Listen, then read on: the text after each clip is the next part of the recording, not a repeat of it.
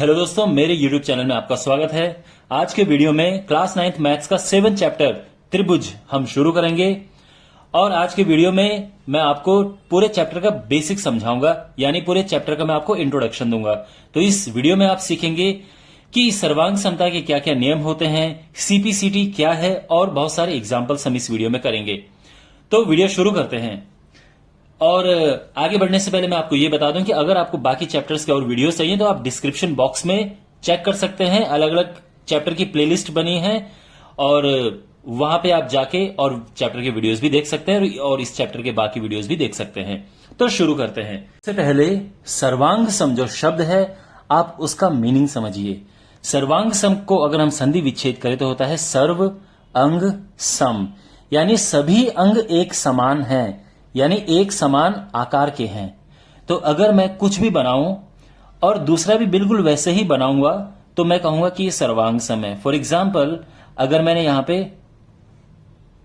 एक शेप ऐसे बनाया है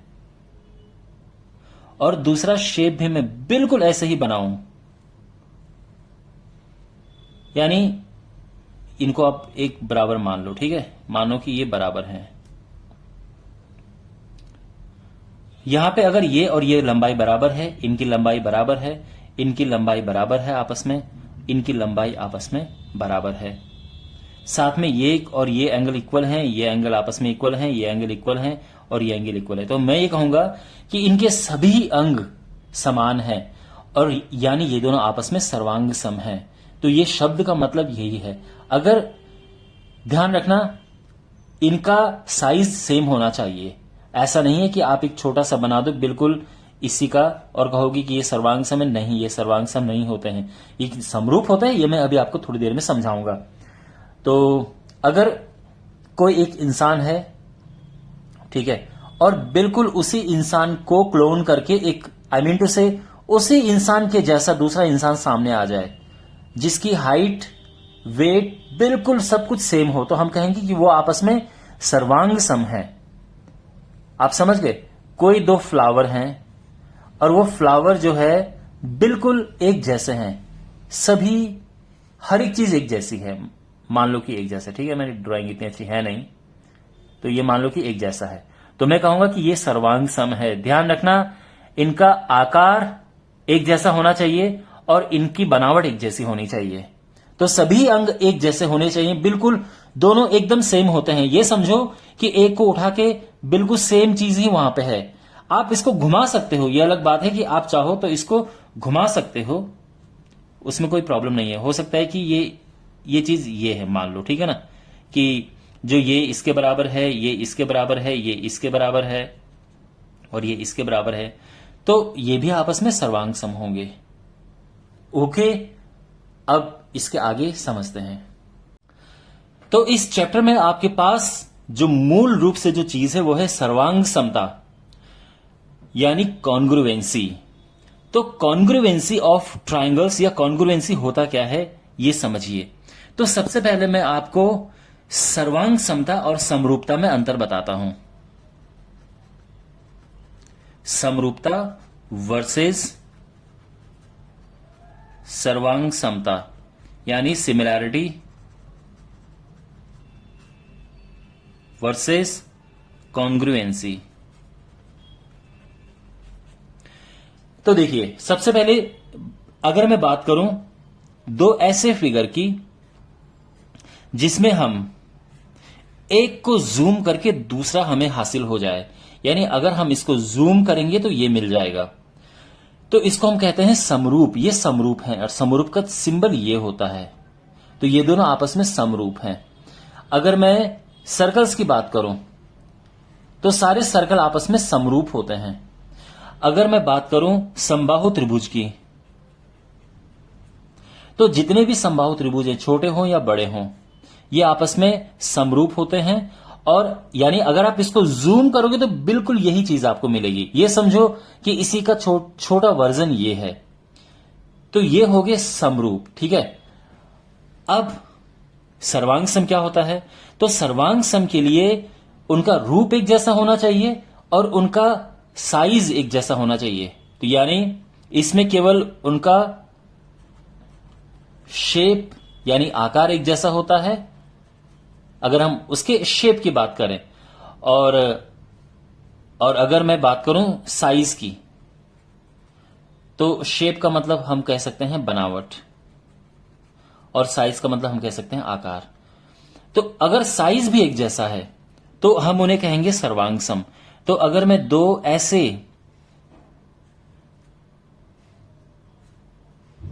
स्क्वायर्स की बात करूं जिनकी साइड एक जैसी है, ये भी 2 सेंटीमीटर है और ये भी 2 सेंटीमीटर है, तो मैं इनको कहूंगा कि ये आपस में सर्वांग सम है, और सर्वांग समता का जो सिंबल होता है वो ये होता है।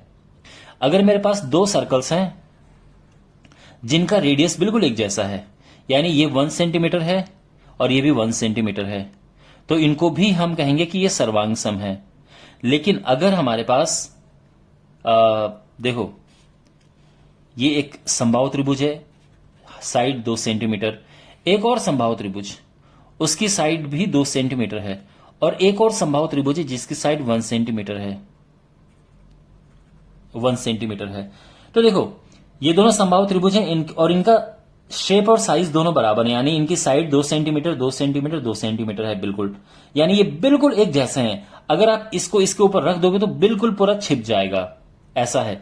तो ये दोनों आपस में हो गए कॉन्ग्रुएंट, यानी सर्वांग सम। लेकिन अगर मैं इसकी बात करूं तो इनका शेप तो एक जैसा, पर साइज इनका अलग अलग है, तो इसकी वजह से ये समरूप हैं। तो ये और ये तो आपस में समरूप हो गए, लेकिन ये और ये आपस में सर्वांग सम भी हैं। अब मैंने भी हैं क्यों बोला? क्योंकि माय डियर, जो समरूप होते हैं, देखो, जो सर्वांग सम होते हैं वो सभी जो होंगे समरूप भी होंगे, यानी ये दोनों आपस में समरूप भी है, सिमिलर, ये सिमिलर है आपस में, ये भी सिमिलर है, कॉन्ग्रुएंट तो है ही, बट साथ में सिमिलर भी हैं। लेकिन जितने समरूप हैं, क्या वो सारे सर्वांग सम होते हैं? नहीं। तो हम इसको कह सकते हैं कि सर्वांग सम ये नहीं होते हैं।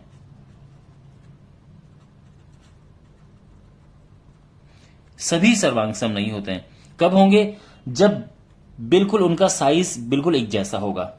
आपको समझ आ रही है बात? तो कहने का मतलब यह है कि अगर साइज उनका बदल गया तो सिमिलर तो हो सकते हैं, लेकिन वो सर्वांग सम नहीं होंगे। हां, इस केस में वो सिमिलर भी है और सर्वांग सम भी है। तो जितने आपको सर्वांग सम दिखे वो समरूप सारे होते हैं, लेकिन सारे समरूप सर्वांग सम नहीं होते। जैसे ये दोनों समरूप हैं पर ये सर्वांग सम नहीं है। आपको समझ आ गई बात? अब मैं आपको सर्वांग समता के नियम बताता हूं।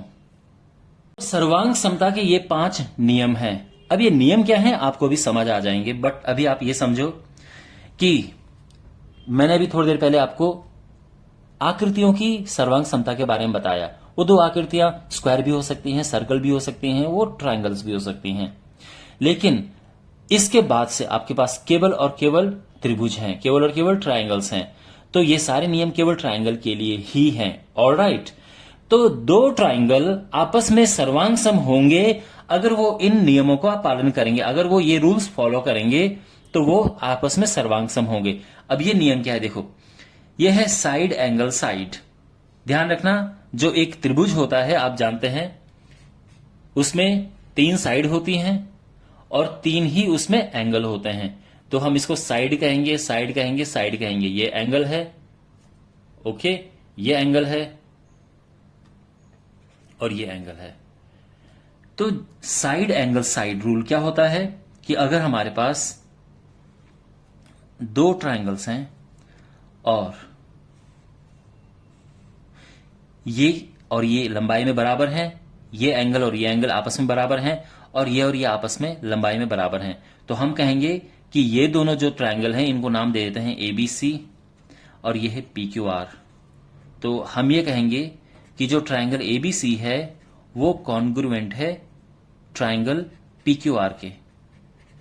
ठीक है, अब इसमें मेन चीज मैं आपको समझाता हूं कि बच्चे कहां पे गलती करते हैं। यहां पे जो समझने की बात यह है कि ये जो साइड एंगल साइड है ये एक ऑर्डर में होना चाहिए। आप ऐसा नहीं कर सकते हैं कि आप ये साइड उठा रहे हो, ये एंगल उठा रहे हो और ये साइड उठा रहे हो। यानी अगर हमारे पास ये 2 ट्रायंगल्स हैं और यहां पे ये और ये आपस में बराबर हैं, ये बोला गया है, ये एंगल भी आपस में बराबर बोला गया है, और ये साइड आपस में बराबर बोली गई है। तो यहां पे ये है साइड, ये है एंगल, और ये है साइड।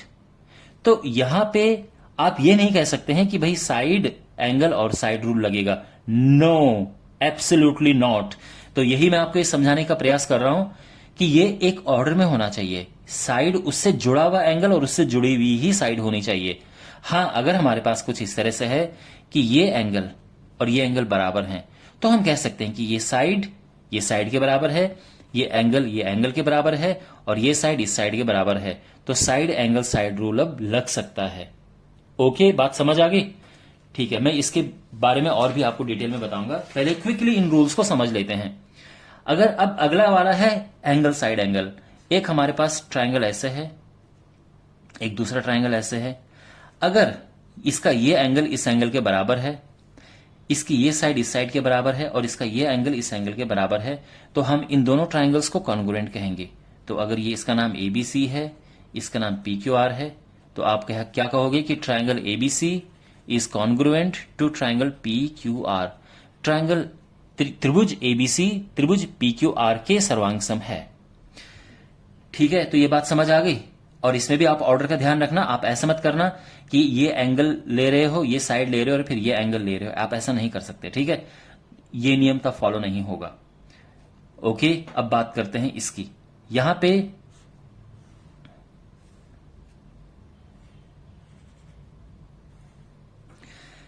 ऐसा है कि ये एंगल और ये एंगल बराबर है। इसके बाद अगर मैं बात करूं इस एंगल की, तो ये एंगल इस एंगल के बराबर है, और इसके बाद जो ये साइड है वो इस साइड के बराबर है। तो हम इनको कह सकते हैं एंगल, ये एंगल है, फिर एंगल और फिर साइड। ध्यान रखना बीच की साइड हमने मिस कर दी है, और ये भी रूल है, एंगल एंगल साइड, ये भी कॉन्ग्रुएंसी का नियम होता है। ठीक है, आप ये ध्यान रखना, एंगल फिर उसके बाद ये एंगल और ये साइड। अंडरस्टैंड? ऐसे भी हो सकता है कि आप ये और ये इक्वल हो तो भी आप एंगल एंगल साइड कह सकते हैं। ऑलराइट, अब समझते हैं साइड साइड साइड। तो साइड साइड साइड जैसे ही पता चल रहा है बिल्कुल इससे कि तीनों साइड अगर बराबर हैं, तो यहां पे ये साइड इस साइड के बराबर है, ये साइड इसके बराबर है, और ये साइड इसके बराबर है।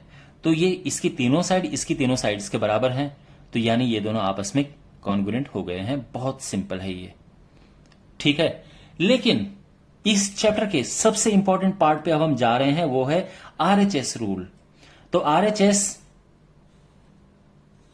रूल होता है, आर का मतलब है राइट एंगल यानी समकोण 90 डिग्री का। एच का मतलब होता है हाइपोटेन्यूस, और हाइपोटेन्यूस यानी कर्ण, जो कि 90 के सामने वाली होती है साइड। और एस का मतलब तो साइड है, इन दोनों में से कोई भी एक साइड। तो देखो यहां पर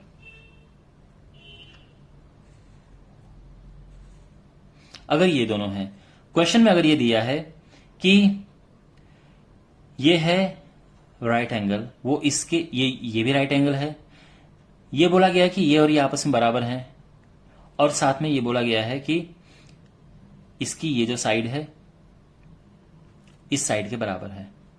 तो यहां पे देखो राइट एंगल है, हाइपोटेन्यूस है और साइड है। राइट एंगल है, हाइपोटेन्यूस है और साइड है, ये दोनों आपस में बराबर हैं, तो हम इसको आरएचएस कहेंगे। ओके, ध्यान रखना, हाइपोटेन्यूस यानी कर्ण, 90 के सामने वाली साइड हाइपोटेन्यूस होती है। तो अगर ऐसा है तो फिर आप वही कहेंगे कि जो ट्राइंगल एबीसी है ये कॉन्ग्रुएंट है ट्राइंगल पीक्यूआर के। तो ये सब 5 नियम आपके पास हैं कॉन्ग्रुएंसी के। अगर आपने ऐसे इक्वल पता कर लिए, ये नियम मतलब अगर आपके पास मान लो कि तीनों साइड इक्वल आ गई हैं, तो आप लिख सकते हो कि हाँ भाई ये एस है। ठीक है, एक मैं क्विकली आपको क्वेश्चन एक समझा देता हूं। यहां पर हमारे पास ये क्वेश्चन है और हमसे पूछा गया है कि जो हम ट्राइंगल एबीसी है क्या वो ट्राइंगल पीक्यूआर के कॉन्ग्रुएंट है या नहीं है। तो यहां पे अब ये देखो है कि नहीं है। तो ये साइड तो ये साइड बराबर है, ठीक है, ये एंगल बराबर है, लेकिन ये 60 है, ये 20 है। लेकिन अगर ये 60 है, ये 100 है, तो ये क्या होगा? ये 20 होगा। भाई ऐसा क्यों हुआ? क्योंकि तीनों को मिला के 180 आता है। ट्राइंगल के तीनों एंगल का एक सम 180 डिग्री होता है। तो अगर ये 100 है, ये 60 है, 160 हो गया, बचा 20, 180 पूरा करने के लिए 20 हो गया। ये 100 है, ये 20 है, तो ये क्या हो जाएगा? 60 हो जाएगा। अब यहां पे ये पता चल चुका है कि ये एंगल 60 है, ये 60, ये 20, 20, 100, 100। अब यहां पे देखो, अब ये एंगल इस एंगल के बराबर है, तो आप कह सकते हो कि एंगल ए बराबर है एंगल पी के। ठीक है, आप ए लिखो या बी ए सी लिखो, बात एक ही है। इसके बाद जो ए सी साइड है, ये किसके बराबर है? पी आर के। और फिर इसके बाद जो एंगल सी है, वो किसके इक्वल है? एंगल आर के। आप नोटिस करेंगे कि यहां पे एंगल, साइड और एंगल, साइड और एंगल। तो यहां पे आप कहेगी कि बाई एस एस रूल, यानी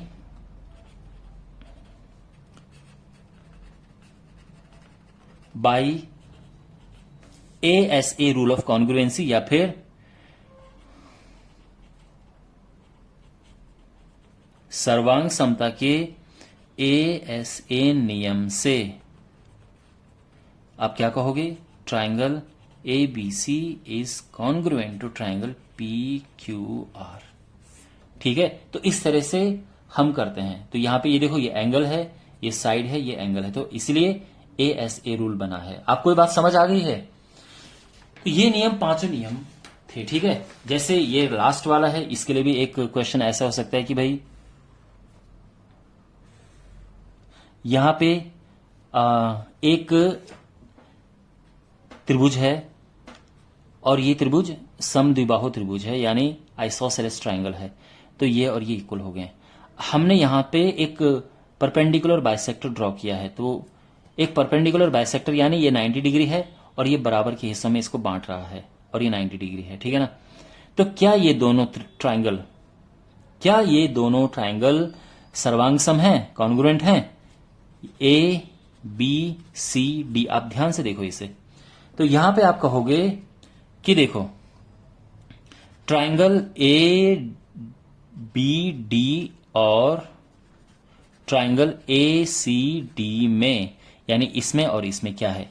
तो इसमें एक तो ये 90 है, ये 90 है, तो यानी angle A D B is equal to angle A D C, क्योंकि दोनों 90 डिग्री हैं। इसके बाद ए बी बराबर ए सी है। क्यों? क्योंकि ये दिया है, गिवन बोला ना कि ये समद्विबाहु त्रिभुज है और ये दोनों साइड उसकी इक्वल होती हैं। इसके बाद बी डी बराबर, देखो इस एंगल का भी फिलहाल हम कोई यूज नहीं कर रहे हैं, बी डी बराबर डी सी, बी डी बराबर डी सी।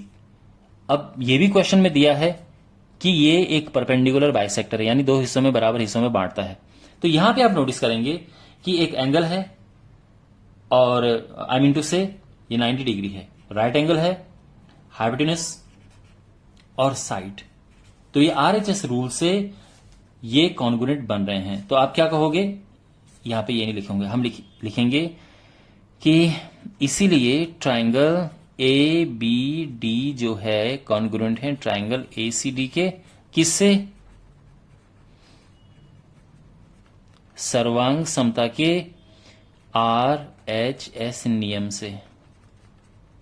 ओके, वेल मैं आपको समझाता हूं कि सीपीसीटी क्या होता है। बहुत इंपॉर्टेंट है ये सीपीसीटी, आपको बहुत सारे क्वेश्चंस में देखने को मिलेगा। इसका फुल फॉर्म है corresponding parts of congruent triangles. Congruent triangles तो आपको समझ आता है कि अगर ये दो ट्राइंगल आपस में कॉन्ग्रुएंट है तो इनको हम कॉन्ग्रुएंट ट्राइंगल्स बोलेंगे।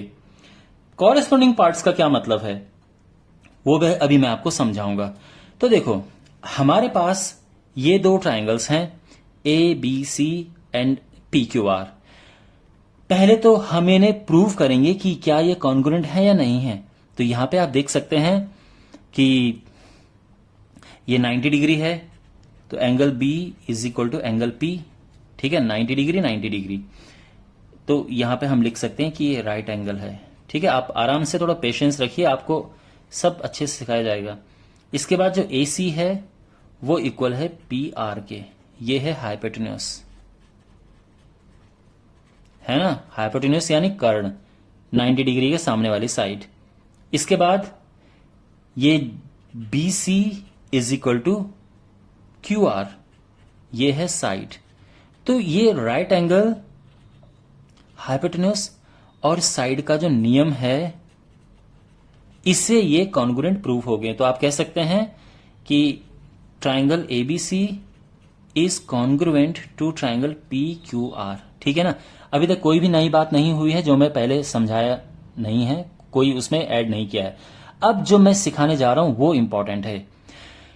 हमें ये पता है कि ये इक्वल है क्योंकि दिया हुआ है, ये इक्वल है, ये भी दिया है, और ये इक्वल है। लेकिन अगर ये पूछा हो कि प्रूव करो कि जो साइड ए बी है वो साइड पी क्यू के बराबर है, तो आप कहोगे कि देखो जो ए बी है वो बराबर है पी क्यू के। क्यों बराबर है? सीपीसीटी से। ठीक है। कहने का मतलब ये है कि एक बार ये कॉन्ग्रुएंट प्रूफ हो जाए, उसके बाद इसकी हर एक चीज इसके इक्वल होगी, मींस इनके कॉरेस्पॉन्डिंग पार्ट्स आपस में इक्वल होंगे। देखो बच्चों, कॉरेस्पॉन्डिंग पार्ट्स का मतलब होता है, देखो ये साइड और ये साइड आपस में इक्वल हैं, तो अगर मैं इनके कॉरेस्पॉन्डिंग एंगल की बात करूंगा तो इनके सामने का एंगल इनके सामने के एंगल के इक्वल होगा। तो मैं कहूंगा कि एंगल ए बराबर है एंगल पी के। ये कॉरेस्पॉन्डिंग पार्ट्स हो गए। ये और ये इक्वल पहले से ही हैं और इनके सामने की साइड भी पहले से इक्वल है। ठीक है।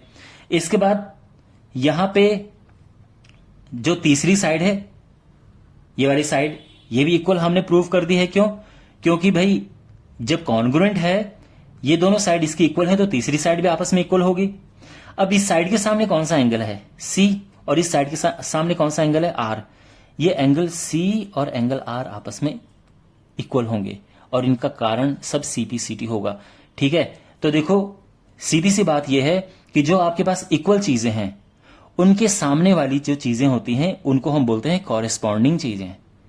ठीक है। यानी यहां पे आपने देखा कि जो बीसी है वो क्यू आर के इक्वल है, तो बीसी के सामने का एंगल ए और क्यू आर के सामने का एंगल पी, ये आपस में कॉरेस्पॉन्डिंग होंगे और वो सीपीसीटी से, हम उसको कहेंगे कि सीपीसीटी से इक्वल हो गए। अच्छा, अब यहां पे देखो, यहां पे हमारे पास ये कंस्ट्रक्शन है, ये 90 डिग्री है और ये इक्वल है, इतना बोला गया है बस। ये इक्वल नहीं बोला गया है। ठीक है ना। ये मैंने गलती से बना दिया था पर अब काट दिया है। यहां पर हमारे पास जो एंगल ए डी बी है, ये इक्वल है एंगल ए डी सी के। ठीक है। अच्छा, इसके बाद और ये दोनों 90 हैं, राइट एंगल हम जिसे कहते हैं। यहां पे जो ए बी है वो इक्वल है ए सी के। क्यों? क्योंकि दोनों 90 के सामने गिवन है, दोनों दिया है, और ये दोनों हाइपोटेन्यूस हैं। दिया है, आप ये लिखेंगे और साथ में लिखेंगे कि ये क्या है? हाइपोटेन्यूस। ओके। और अब यहां पे देखो, ये जो साइड है ये दोनों के लिए कॉमन है, ये इसके लिए भी है, इसके लिए भी है, तो हम कहेंगे कि एडी बराबर एडी कॉमन। तो कॉमन साइड बड़ी काम आती हैं। अच्छा, अब यहां पे भी सेम रूल लगा। कौन सा रूल लगा? Right angle hypotenuse side, right angle hypotenuse hypotenuse, और ये साइड कॉमन दोनों के लिए। तो इस नियम से क्या हुआ कि जो ये ट्राइंगल है, ट्राइंगल ए डी बी, ये कॉन्ग्रुएंट है ट्राइंगल ए डी सी के। ठीक है। इतना समझ आ गया। इसके बाद का जो है वो नहीं, वो सीपीसीटी से हम करेंगे। अब अगर क्वेश्चन में ये बोला हो कि भाई एंगल बी और एंगल सी क्या है? इक्वल हैं, तो पहले तो मैं आपको बता दूं कि इसमें कॉरेस्पॉन्डिंग पार्ट्स कौन कौन से हैं। देखो माय डियर, ये दोनों के लिए कॉमन था, तो इसके सामने का एंगल इसके सामने के एंगल के बराबर होगा, तो यानी एंगल बी बराबर है एंगल सी के। और ये क्यों है? ये है सीपीसीटी से। आपको समझ आ गया बात? ठीक है। और इसी तरह से हम लिखेंगे कि अब देखो ये दोनों साइड इक्वल हो गई, ये साइड कॉमन है, तो बच्ची जो तीसरी साइड है वो भी इक्वल होगी, बी डी बराबर डी सी। जब दो साइड उसकी इक्वल आपस में हो चुकी हैं और ये दोनों कॉन्ग्रुएंट ट्राइंगल है, तो तीसरी साइड भी इक्वल होगी, इसको भी सीपीसीटी से लिखेंगे। अच्छा, अब ये दोनों साइड में इक्वल लिख चुका हूं। अब इसके सामने वाला एंगल ये और इसके सामने वाला एंगल ये भी आपस में इक्वल होंगे, क्योंकि अब ये कॉरेस्पॉन्डिंग एंगल्स इनके कॉरेस्पॉन्डिंग एंगल्स हो गए, कॉरेस्पॉन्डिंग पार्ट्स हो गए हैं। तो हम कहेंगे कि एंगल BAD बराबर है एंगल CAD के, और ये भी CPCT। आप समझ गए? तो यानी एक बार जब दो ट्राइंगल आपस में कॉन्ग्रुएंट प्रूव हो चुके हैं, उसके बाद सारी चीजें आप इक्वल लिख सकते हो, उनकी कॉरेस्पॉन्डिंग चीजें आप इक्वल लिख सकते हो कि भाई ये एंगल इसके बराबर है, ये एंगल इसके बराबर है, और ये साइड इसके बराबर है। ये सब CPCT से हो जाएगा। अब यहां पे देखो, इसको भी नाम दे देते हैं ABCD। यहां पे देखो, ये एंगल इक्वल है, क्वेश्चन में दिया है, और ये भी इक्वल क्वेश्चन में दिया है। तो हमें प्रूव करना है, मैं यहां पे लिख देता हूं टू प्रूव एंगल A बराबर एंगल D। ये और ये एंगल इक्वल है, आप प्रूव करो। तो कैसे करें प्रूव? उसके लिए इनको पहले क्या प्रूव करना है, हमें कॉन्ग्रुएंट प्रूव करना है।